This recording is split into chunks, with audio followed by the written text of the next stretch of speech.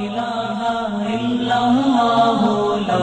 الہ الا اللہ لا الہ الا اللہ لا الہ الا اللہ۔ یہ منافق جو اللہ اور اس کے رسول کی آیات کا مذاق اڑاتے تھے، صحابہ کا مذاق اڑاتے، چنانچہ تبوک میں بھی یہ ساتھ، اور یہ روایت میں آتا ہے یہ علیحدہ بیٹھ کے ٹھٹھے کرتے، صحابہ کے اوپر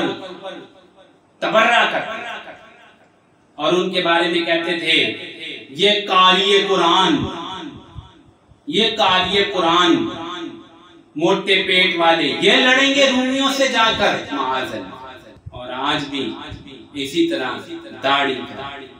اور ٹوپی کا اور قاریوں کا مذاق اڑایا، پھپتیاں کسی جاتی، اور اس چہرے کو اور داڑھی کو، ٹوپی کو، پگڑی کو اور پردے کو جو کہ شاعر ہیں، ان کو نہ صرف گھٹیا سمجھا جاتا ہے بلکہ اس کے بالمقابل جو ان منافقوں نے کام نہیں کیا تھا انہوں نے تو وہ بھی کر ڈالا۔ انہوں نے یہود و نصارہ کی شکلیں نہیں بنائی تھی، ان کو اتنی ہمت جرت نہیں تھی کہ مدینے میں رہتے ہوئے وہ غیروں کی شکلیں بنا دیتے، انہوں نے تو وہ شکلیں بھی بنا دی، انہوں نے تو لباس بھی یہود و نصارہ کے اختیار کر لیے، ان کا تو کھانا پینا بھی ان کی طرح ہے۔ مسلم کی روایت ہے ایک آدمی الٹے ہاتھ سے کھانا کھا رہا تھا، آپ نے فرمایا سیدھے ہاتھ سے کیوں نہیں کھاتا؟ اس نے جھوٹ بولتے ہوئے کہا، منافق تھا کہ میں سیدھے ہاتھ سے کھا نہیں سکتا، آپ نے بد دعا دے دی کہ تو کھا ہی نہ سکے سیدھے ہاتھ سے۔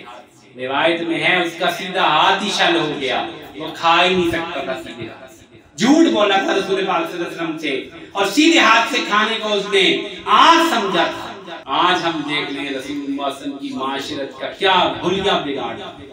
کھڑے ہو کے کھاتے ہیں، الٹے ہاتھ سے کھاتے ہیں، الٹے ہاتھ سے پیتے ہیں، کھڑے ہو کے پیشاب کرتے ہیں، اور پھر سمجھتے ہیں کہ ہم تو بڑے مومن ہیں۔ یہ منافقت کے شیڈ ہیں جو ہمیں دکھلائی ہے۔